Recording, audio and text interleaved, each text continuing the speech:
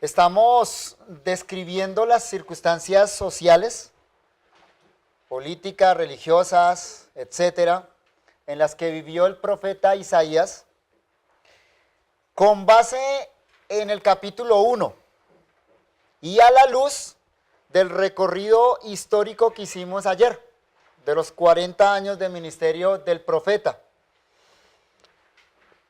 Estamos describiendo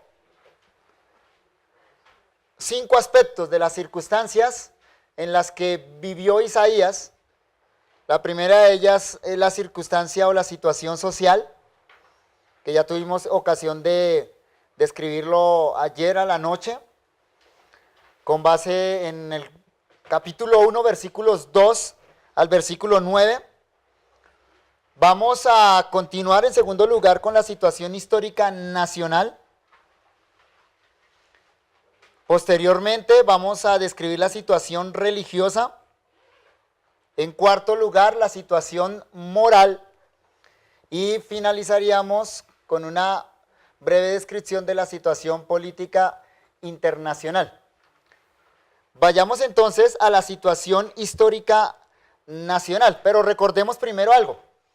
Ese capítulo 1 de Isaías, desde el versículo 2 hasta el versículo 31, lo dividimos en 3 partes grandes, en 3 secciones grandes, ¿cierto? ¿Recuerdan versículos 2 al 9?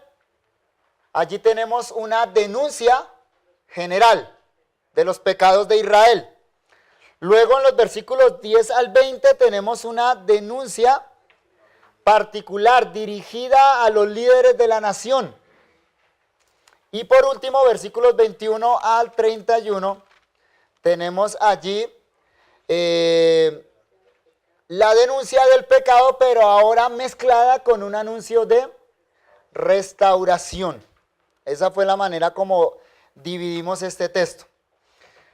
En cuanto a la situación histórica nacional, ya dejando atrás los primeros versículos, llegando hasta el 9, que nos ayudaron a describir entonces la situación social.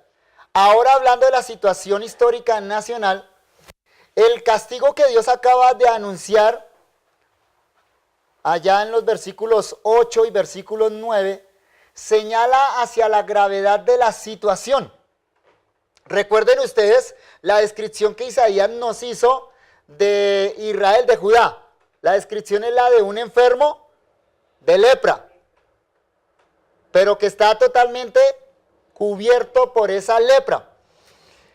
Y terminamos diciendo que la situación no solo es que cada judío estaba plagado de lepra, sino que ahora había llegado a ser un problema pandémico. O sea, abarcó toda la sociedad.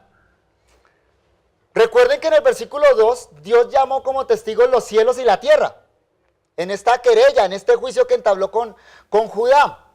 Ahora, la percepción del profeta es que toda la tierra está plagada de maldad, porque ningún habitante de Judá estaba sano.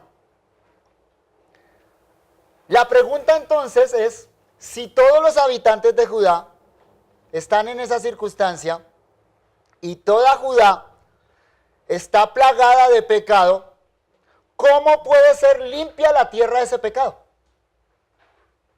La respuesta de Isaías, recordando el diluvio universal, es que la única manera es erradicar a todos los hombres.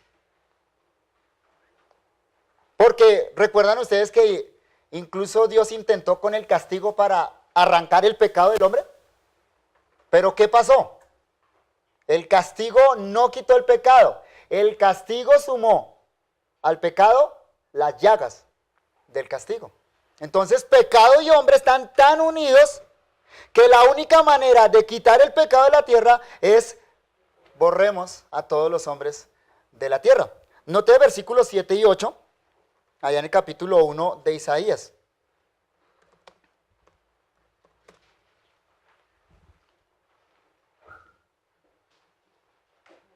Isaías, capítulo 1, versículos 7 y 8.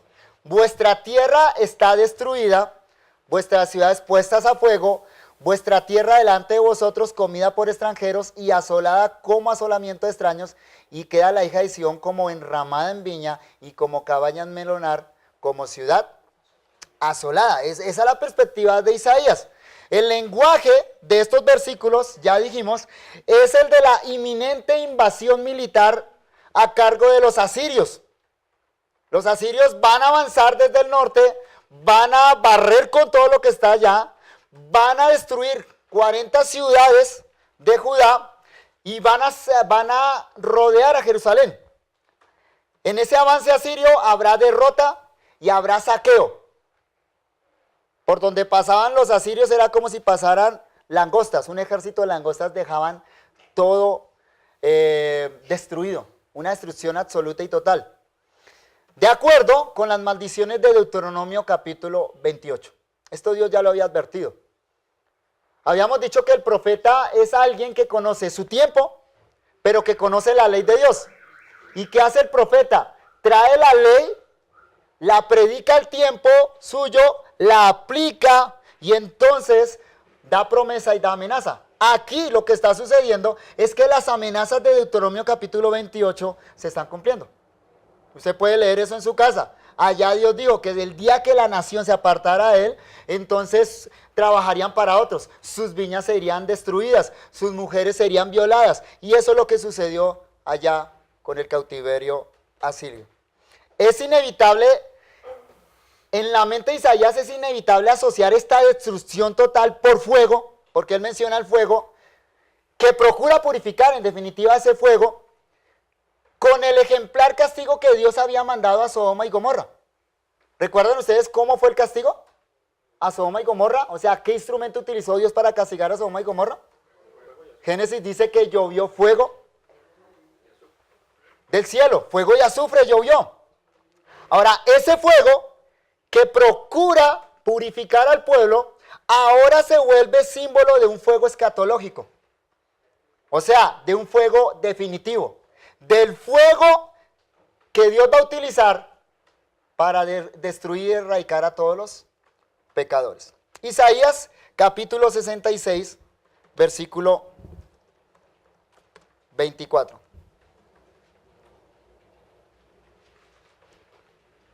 Repito, Isaías toma la figura del fuego. Inicialmente ese es un fuego purificador, porque fue lo que Dios quería, era lo que Dios quería hacer con su pueblo, ¿no? Purificarlo a través del castigo. Pero el castigo no erradicó el pecado. De manera que ahora ese fuego pasa de ser un fuego purificador a ser un fuego que destruye, un fuego que consume, el fuego escatológico. Isaías 66, 24. Y saldrán y verán los cadáveres de los hombres que se rebelaron contra mí, porque su gusano nunca morirá, ni su fuego se apagará, y serán abominables a todo hombre. O sea que ahí Isaías anuncia ese fuego escatológico de destrucción. El libro termina con ese versículo. Por algo Isaías lo puso de últimas. No fue el último oráculo que él pronunció, eso cronológicamente no encuadra ahí. Pero sí fue el último versículo en su libro. ¿Nota cómo Isaías termina? Anunciando es el fuego que al final de los tiempos va a castigar a los impíos. Este texto es citado por nuestro Señor Jesucristo en el Nuevo Testamento, en Marcos capítulo 9, versículo 48. Y Jesús lo aplica al infierno. Marcos capítulo 9, versículo 48. Es decir, ¿qué tipo de castigo merece el hombre? Pero la muerte no es suficiente castigo, la verdad. En las palabras de Isaías, requiere la maldad del hombre y lo adherido que está el hombre al pecado, requiere un juicio eterno, un fuego eterno. Ahora, como vimos ayer, ¿saben? Ni siquiera el fuego eterno va a erradicar el pecado que está arraigado al hombre. Ya vimos ayer la solución que el mismo profeta plantea. Pues bien, esa era la sensación bajo la que vivían los habitantes de Jerusalén en aquellos días turbulentos de la invasión asiria. Días de zozobra ante la posibilidad de la destrucción repentina de Jerusalén. Para ellos esto entonces es un anuncio de juicio inmediato con Asiria. Y así vivían los israelitas en esa época. El versículo 9 de Isaías capítulo 1 da un respiro al borde del abismo. Isaías capítulo 1, versículo 9. Si Jehová de los ejércitos no nos hubiera dejado un resto pequeño, como Sodoma fuéramos, y semejantes a Gomorra. Noten el lenguaje del resto pequeño. Isaías viene hablándonos del fuego que consume todo, ¿no? Ese fuego que consume todo, sin embargo, no va a arrasar con todo absolutamente, sino que va a quedar un resto. Ahora, un resto como arrebatado de un incendio. Como un tizón que sale de un incendio. Eso es lo que está diciendo ahí Isaías. Entonces, como vamos a encontrar muchas veces en el libro de Isaías, a la proclamación de juicio vienen aparejadas algunas pildoritas, algunas goticas de esperanza.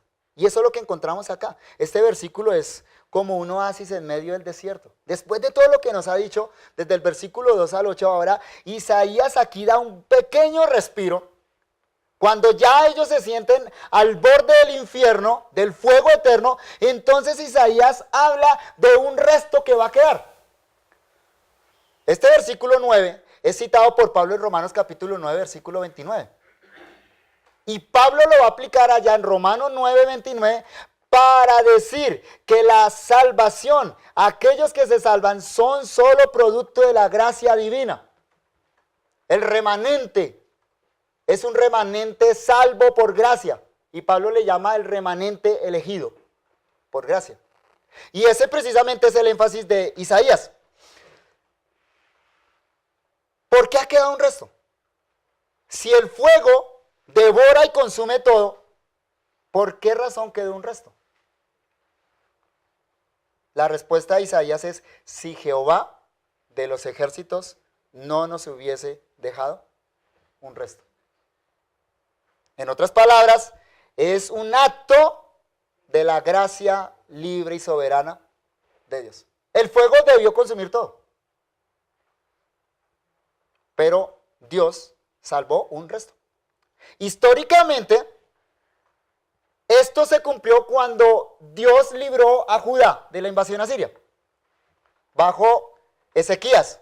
Ayer ya hablamos de eso en el recuento histórico que hicimos, capítulo 37 y capítulo 38 de Isaías. Cuenta cómo Dios salvó a Judá. Pero acá Isaías nos está presentando un principio que está a lo largo y a lo ancho de las escrituras que Pablo recoge en Romanos capítulo 9. Dios siempre ha preservado un remanente de la raza humana. Insisto, ¿por qué razón? Por gracia. Por gracia. ¿Sí? No es que ese resto es mejor que los otros. Ese resto tenía que haber sido consumido. Dios quiso dejar ese resto. Es un don de la pura gracia divina. Dios en su paciencia invita al arrepentimiento. Como va a decir Pablo en Romanos capítulo 2, versículo 4. O menosprecias las riquezas de su benignidad, paciencia y longanimidad, ignorando que su benignidad te guía al arrepentimiento. Es decir, esos judíos que fueron librados,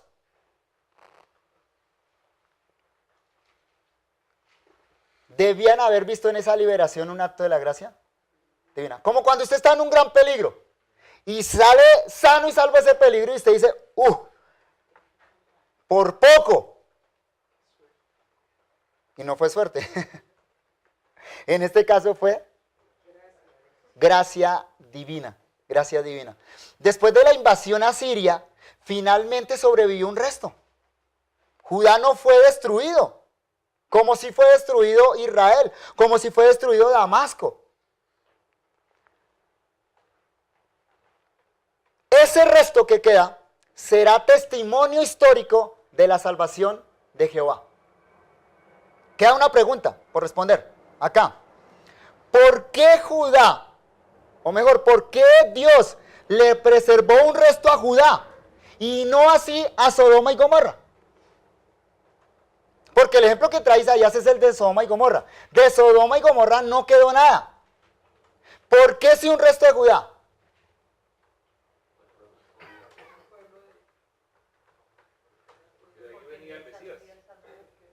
Y tal vez aquí hay ecos que nos devuelven al versículo 2. Vamos en el versículo 9. Y el profeta Isaías dice, si Jehová de los ejércitos no nos hubiese dejado un resto. Recordemos cómo comenzó el versículo 2, cómo comenzó esta sección de Isaías. El versículo 2, ¿recuerdan la denuncia que hace Dios? Oíd cielos y escucha tierra, porque habla Jehová. Crié hijos, porque eran hijos. Sodoma y Gomorra no eran hijos. Es decir, es la paternidad divina a la que está apelando Isaías acá. El amor divino ha frenado la ira. Es un amor paternal. Ese amor paternal frenó la ira. Claro, sin evadir el castigo.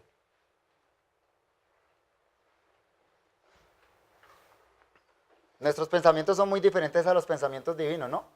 Para nosotros, amor significa evasión de castigo, ¿no? ¿Usted no le ha pasado con su hijo?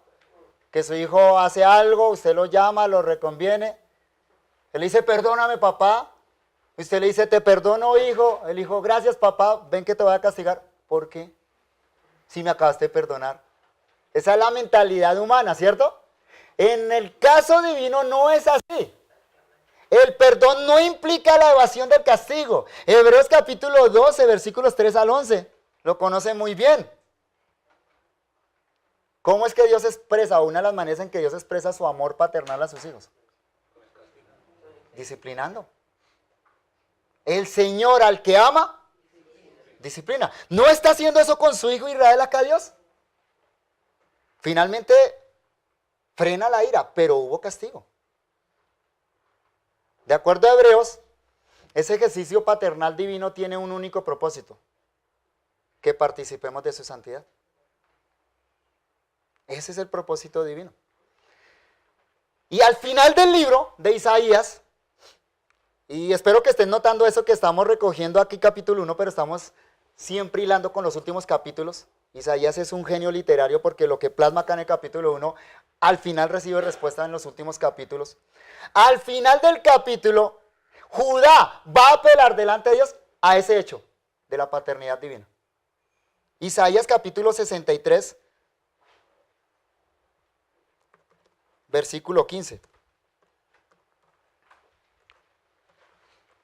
Aquí tenemos una larga sección de Isaías, que va desde el capítulo 63, versículo 15, hasta el capítulo 64, versículo 12. Enmarcada esa perícopa, enmarcada esa sección, por unas palabras con las que comienza y termina con las mismas palabras. Esa es una pista que deja el profeta para que sepamos delimitar ese oráculo. 63:15 al 64:12, no lo vamos a leer todo, pero vamos a leer el 63:15, 63:16 y también el 64:8. Observe, 63:15 y 16. Mira desde el cielo y contempla desde tu santa y gloriosa morada. ¿Dónde está tu celo y tu poder? ¿La conmoción de tus entrañas y tus piedades para conmigo? Esto es muy parecido a Oseas capítulo 11, capítulo 13. Cuando Dios quiere castigar a Judá y Dios dice, se conmueven mis tripas dentro de mí. Se me revuelven las entrañas cuando tengo que castigar a Judá. ¿Cómo podré hacerte a ti como Alma o Seboín? Dice Dios. Es ese sentido paternal. Porque usted cuando usted castiga a su hijo, ¿usted está feliz? Está castigando y diciendo, qué bueno castigar a mi hijo. Se lo merece este canalla. Dios no es, tampoco es así. Dios se duele cuando castiga a su hijo. Eso está diciendo acá Isaías. Versículo 16. Pero tú eres. ¿Nota que apela Judá? Tú eres nuestro Padre. Que tus entrañas se conmuevan y entonces el amor paternal refrene la ira. Y es que es muy diferente cuando Dios castiga a los que no son sus hijos a cuando castiga a sus hijos. Y tal vez deberíamos ser un poquito delicados en el lenguaje que utilicemos. Y decir más bien es que Dios castiga al que no es hijo y Dios disciplina al que es hijo. Son dos cosas diferentes. Entonces Judá aquí apela a la paternidad, pero tú eres nuestro Padre. Si bien Abraham nos ignora e Israel no nos conoce, tú, oh Jehová, eres nuestro Padre, nuestro Redentor perpetuo. Es tu nombre. ¿Sí nota? Incluso si Abraham los negara, ¿Jehová los va a negar? No, Jehová no hace eso. Ahí avanza y llegamos al capítulo 64, versículo 8. Note cómo comienza y cómo termina la sección. Otra vez, versículo 8, 64, 8. Ahora pues, Jehová, tú eres. Otra vez, tú eres nuestro Padre, tú eres nuestro Padre. Comienzan apelando a la paternidad divina, terminan apelando a la paternidad divina. Nosotros barro. ¿Y tú qué? El que nos formaste. Ahí está hablando de Dios formando a su hijo. Está hablando de una relación especial de paternidad divina. Así que obras de tus manos somos todos nosotros. Entonces, ¿qué? Versículo 9. No te enojes sobremanera, Jehová, ni tengas perpetua memoria de la iniquidad. He aquí, mira ahora, pueblo tuyo somos todos nosotros. Tus ciudades, tus santas ciudades están desiertas. Sión es un desierto. Jerusalén es una soledad. ¿Cuál es la esperanza de Judá en medio de ese castigo? O mejor, en medio de esa disciplina. Tú eres nuestro Padre. Tú eres nuestro Padre. Y esa es la verdad que todos debemos recordar, ¿no? Cuando sentimos que Dios nos volteó el rostro. Porque hay momentos así, ¿o no? Hay momentos que por causa de nuestros propios pecados, o por los pecados de otros, o por las circunstancias, se nos destruye el mundo, se nos acaba. Y en esos momentos creemos que Dios se ensañó con nosotros, como dice Job. ¿A dónde vamos a ir? ¿A qué verdad vamos a apelar en ese momento? ¿A esa? ¿Tú eres nuestro Padre? Tú eres nuestro Padre. Entiendo tu disciplina. Que no se extienda mucho. Y Dios no la va a extender más allá de lo que podamos resistir. El capítulo 52 de Isaías, antesala del gran canto del siervo. El gran canto del siervo está en el capítulo 53, ¿no? Del siervo sufriente de Jehová. El capítulo 52, quiero que tengan eso en mente, capítulo 52, capítulo 53, están juntos. El capítulo 52 anuncia proféticamente el día de la liberación del cautiverio babilónico. Dios realizará un nuevo éxodo en el cual su pueblo será traído otra vez a la tierra prometida para habitar seguro. Este va a ser un éxodo más grande que el éxodo de Egipto. En aquel entonces, profeta y atalaya se unirán en una sola voz, que proclamarán el maravilloso acto divino de redención. Dios salvando a su hijo después de haberlo disciplinado. Isaías capítulo 52, versículos 7 al 9. Citado en Romanos 10:15, en Hechos 10:36, en Efesios 6:15. Repito, está citado esto en Romanos 10:15, en Hechos 10:36 y en Efesios 6:15. Leo. Isaías 52, 7 al 9. Cuán hermosos son sobre los montes los pies del que trae alegres nuevas, del que anuncia la paz, del que trae nuevas del bien, del que publica salvación, del que dice a Sión, tu Dios reina. Voz de tus atalayas, alzarán la voz, juntamente darán voces de júbilo, porque ojo a ojo verán que Jehová vuelve a traer a Sión. Cantad alabanzas, alegraos juntamente, soledades de Jerusalén, porque Jehová ha consolado a su pueblo, a Jerusalén ha redimido. Así que la situación histórica nacional, la situación de Judá en ese momento, es una situación de zozobra, es una situación donde el enemigo le está respirando en la nuca. Y es por causa de su propio pecado. Dios lo está castigando. Pero ese no va a ser su estado final. Por causa de la paternidad divina. Situación religiosa. Avancemos ahí en el texto y llegamos entonces ya al versículo 10, que nos empieza a nombrar la situación religiosa del pueblo. El Señor entra en pleito con su pueblo y llama a cuentas a su pueblo en cabeza de sus líderes. Siempre primero la cabeza, ¿no? Dios siempre va a traer cuentas a la cabeza. El problema central planteado es la relación entre el culto y la moral. Entiéndase moral como justicia social. Relación prójimo. Ese es el punto de estos versículos que comienzan en el 10. Mientras el pueblo vivía en injusticia, prójimo con prójimo, todo culto, relación hombre-Dios es inútil.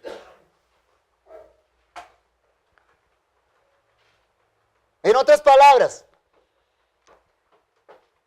un culto brindado a Dios, aparte de una relación correcta con el prójimo, es solo un intento perverso de soborno a Dios.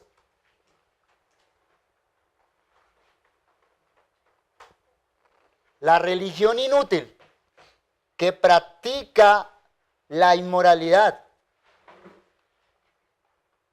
que practica la injusticia con el prójimo, es denunciada de entrada al acuñarle a Judá los nombres de las célebremente impías Sodoma y Gomorra. Versículo 10. Isaías capítulo 1, ¿no? Estamos analizando el 1. Siempre vamos a volver al capítulo 1.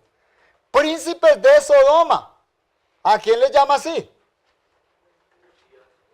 A los líderes de Judá. Oíd palabra de Jehová. Escuchad la ley de nuestro Dios, pueblo de Gomorra. Ese título, Sodoma y Gomorra, son célebres en el Antiguo Testamento, pero por malos, por impíos. Sodoma y Gomorra en el Antiguo Testamento son el punto más alto de corrupción moral. ¿Ustedes recuerdan los relatos del Génesis, cierto? Al aplicárselo a los líderes del pueblo, Dios simplemente lo que está diciendo es, ustedes ya llegaron al punto más alto de corrupción y de inmoralidad. El lenguaje de los versículos siguientes nos recuerda el lenguaje de Amós capítulo 3, versículos 4 y 5, y también de Isaías 58 al 59.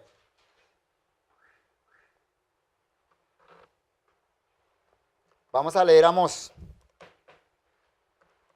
capítulo 3, versículos 4 al 5. En Isaías 58 al 59, Isaías vuelve a esas denuncias de un culto inútil, pero lo va a aplicar a dos asuntos particularmente. En Isaías, capítulo 58 y 59, lo va a aplicar al ayuno y al día de reposo. O sea que la denuncia es más amplia acá, en el capítulo 1. Pero observen Amós capítulo 3, versículos 4 y 5. Recuerden que Amós, ya dijimos ayer, es contemporáneo, ¿no?, de Isaías.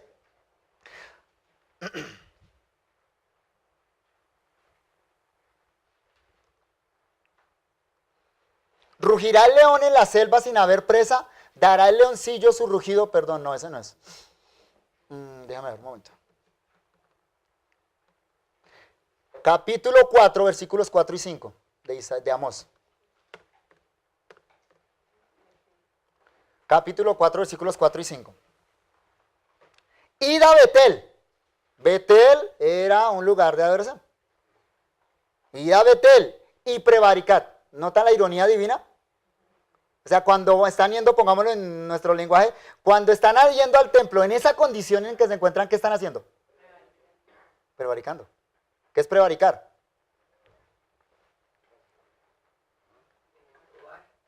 Mentir.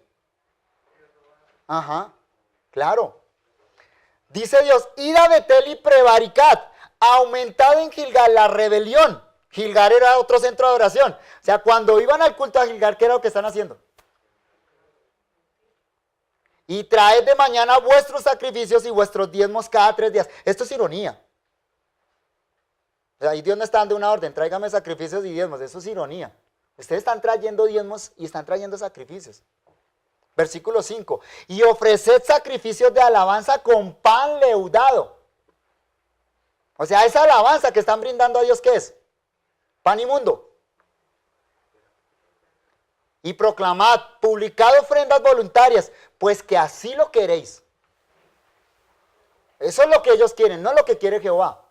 Pues que así lo queréis, hijos de Israel, dice el Señor.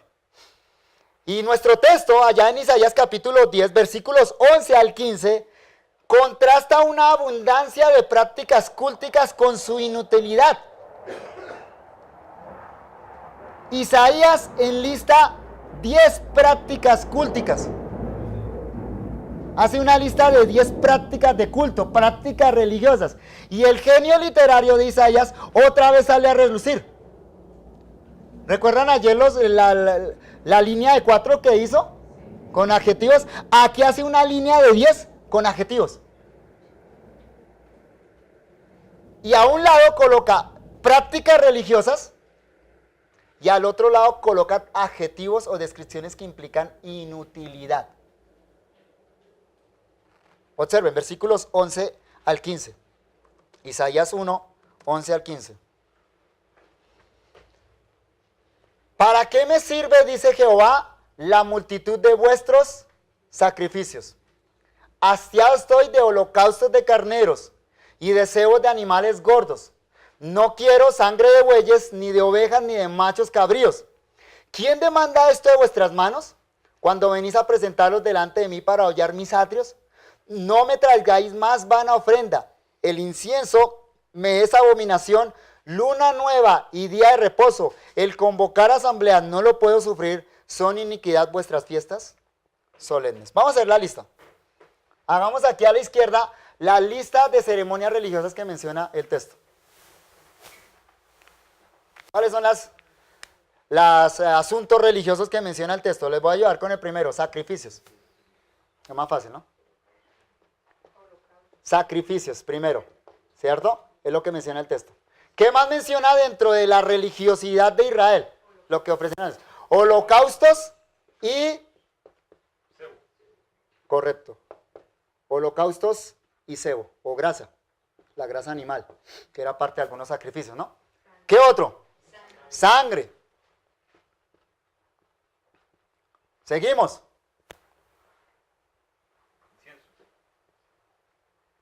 Antes. Después de sangre. Sangre de bueyes, ni de oveja, ni macho cabrío, es lo mismo. Sangre de todo este tipo de animales, ¿sí? Versículo 12. ¿Quién demanda esto de vuestras manos? Se está refiriendo a todo lo anterior en una gran categoría. Dádivas. Podríamos llamarlas dádivas. Todo lo que los israelitas traían para Dios. ¿Qué otra cosa menciona ahí a continuación Isaías? Ofrendas. Continuamos. Incienso. Otra. Luna nueva. Ah, las fiestas solemnes, las fiestas sagradas, muy bien. Fiestas sagradas.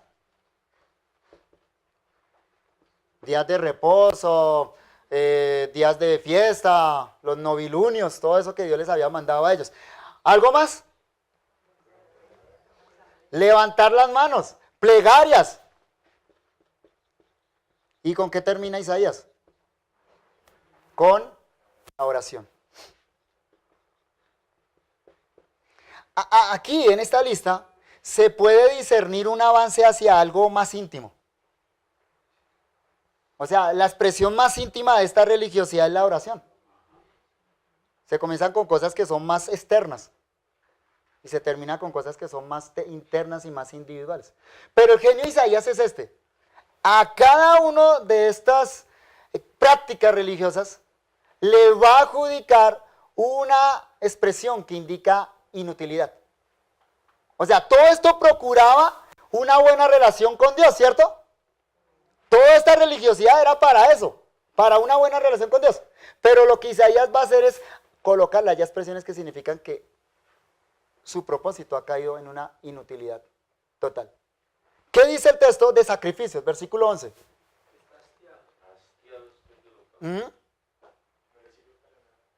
La pregunta de Dios es, ¿para qué me sirve? Dice Jehová la multitud de vuestros sacrificios. Entonces, ¿sacrificios qué? No sirven. Inútiles. ¿Dios lo mandó, sí o no? Eso lo mandó Dios. Pero en las condiciones en que lo está ofreciendo Judá, ¿qué pasa? No sirve para nada. ¿Qué dice Dios de los holocaustos y de los cebos? De la grasa. Tremendo, ¿no? Dios dice, ¿estoy qué? Estoy hastiado. Pero hastiado en el sentido de que me fastidia eso. Estoy harto de eso. La sangre. No quiero. ¿Quién está diciendo eso? Dios. Él demandó sangre. Sin derramamiento de sangre no hay remisión de pecados. ¿Y qué dice Dios acá? No quiero eso. Dádivas.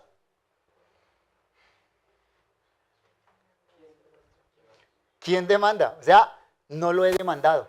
Dios no demandó eso.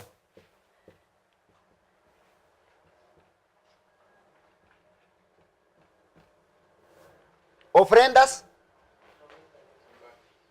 Ofrendas vanas, huecas, sin sentido, sin valor. Incienso. Pero, ¿qué dice? Me es abominación.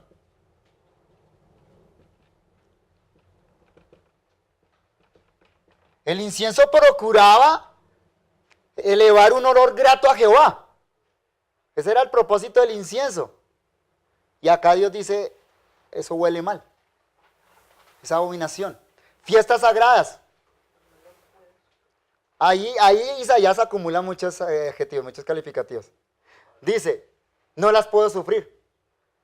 Dice, son iniquidad. Las aborrezco. Me son gravosas. Estoy cansada de soportar. Me quedo con el primero. No las puedo sufrir. O sea, usted se ha tenido una persona que usted dice, no la puedo sufrir, no la aguanto. Que solo ve la entrada por la puerta y dice, eso es lo que Dios está diciendo ahí. O sea, Dios veía a los israelitas con su religiosidad entrando al templo y decía, otra vez, ya no los aguanto más. Fiestas sagradas, plegarias. O sea, cuando levantan las manos, ¿qué va a hacer Dios? No mirará, cerrará los ojos. Y por último, la oración. ¿Qué pasa con la oración? ¿Qué dice el texto? No la oiré.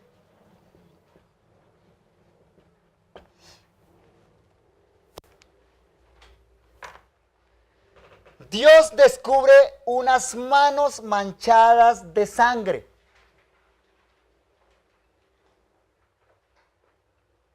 Y eso no puede ser cubierto por sacrificios.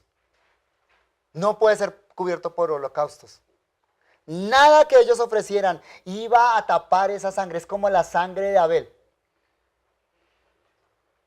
que aunque Caín la trató de ocultar bajo tierra, desde allá clamaba por justicia. Hay que buscar otra solución. Si Israel está cargado, sus manos están cargadas de sangre y todo esto no puede quitar esa sangre, tendrá que buscarse otra solución. En definitiva, esa era una religión vana, que el propio Isaías denuncia así, capítulo 29, versículo 13. Estamos describiendo la situación religiosa de los días de Isaías, ¿no? Versículo 29, 13, capítulo 29, versículo 13, resume esta religiosidad. Dice pues el Señor, porque este pueblo se acerca a mí con su boca y con sus labios me honra, pero su corazón está lejos de mí. Y su temor de mí no es más que un mandamiento de hombres que les ha sido enseñado.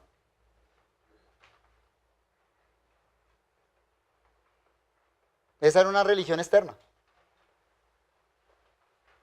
Y eso no puede limpiar al hombre. Al contrario, potencializa la hipocresía del ser humano. Nuestro Señor Jesucristo cita esto en Mateo capítulo 15, versículos 8 y 9. Y en Marcos capítulo 7, versículos 6 y 7. Y ustedes saben a quién se lo pronunció Jesús, ¿recuerdan? A los mejores hombres de su época, desde un punto de vista religioso. A los hombres más rectos de su época, desde un punto de vista religioso. ¿Qué les dijo Jesús? Estas palabras. Ustedes son sepulcros blanqueados. La religión no puede reformar al hombre. No lo puede hacer. Y no puede engañar a Dios. Nada de eso engañó a Dios. Dios conocía el corazón. Dios conocía el corazón. El profeta finalmente prevé una solución definitiva a esa situación deplorable y desesperante. ¿Qué puede limpiar entonces al hombre? Capítulo 59, versículos 20 al 21. Capítulo 59, versículos 20 al 21. Y vendrá el Redentor a Sión, y a los que se volvieren de la iniquidad en Jacob, dice Jehová. Y este será mi pacto con ellos, dice Jehová.